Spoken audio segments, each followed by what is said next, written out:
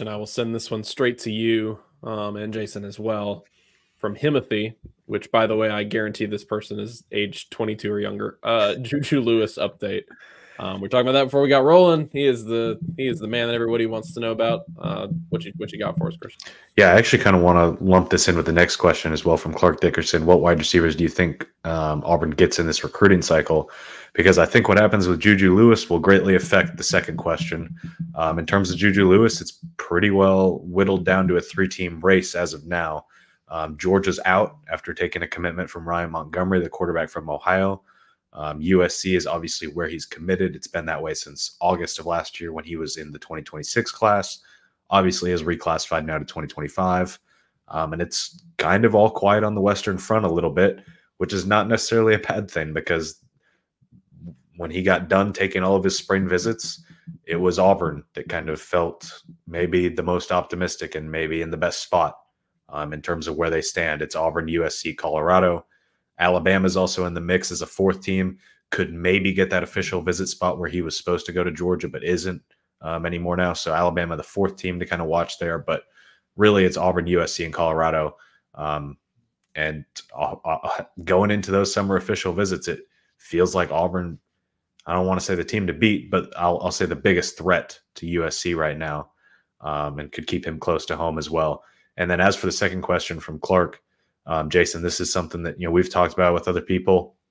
What wide receivers do you think Auburn gets in this recruiting cycle? If I had to pin down 2 right now, because I don't know if they'll take more than 2, maybe 3, I would say what I put in my first mock class, CJ Wiley from Milton, teammates with Ryan G.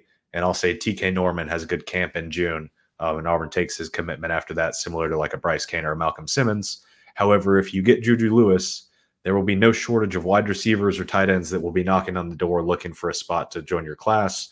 Guys like Caleb Cunningham, Dallas Wilson, the Oregon commit, Travis Smith from Westlake. CJ Wiley obviously is already a huge one. That should not be discounted as a low-hanging fruit.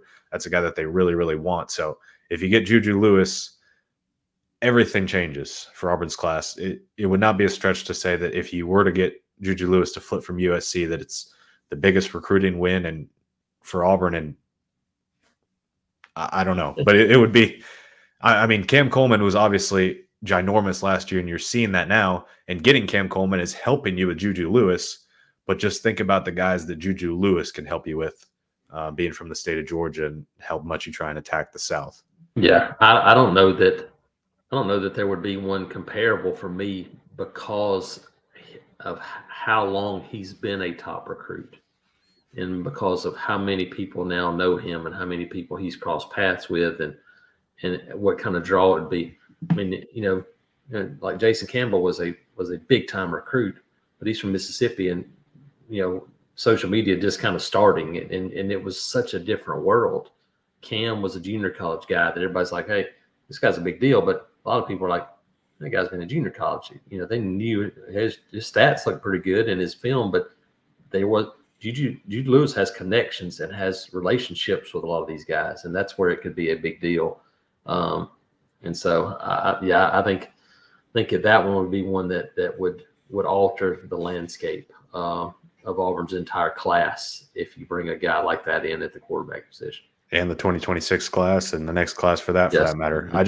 I went and did some quick digging. Juju Lewis on Instagram, 133,000 followers. Juju Lewis on TikTok, 40,000 followers. Juju Lewis on Twitter, 31,000 followers. He would definitely bring a brand to Auburn. That is for sure. He has a good following among his peers and among other people as well. So it would be the flashiest recruiting win for Auburn maybe ever. I think I can say that confidently. Well, and just from a football perspective too, just number one guy, like this changes your trajectory. It would if they were to land him. Massively improves your trajectory and sort of, I think, cements Hugh Freeze because Walker White is still there and is still the quarterback they believe in for the future. But it's like it cements Hugh Freeze as this is a guy who's going to get a really good quarterback for this team every single year, and that's what Freeze wants to do at Auburn, and certainly Juju Lewis. And the other thing that is a must, and it wasn't done enough at Auburn in the last 25 years that I've been doing this job. It hasn't been enough. it's felt like forever that Auburn got a guy and went, okay, we're done. We're done. That's going to be our guy. We'll get another guy in a few years.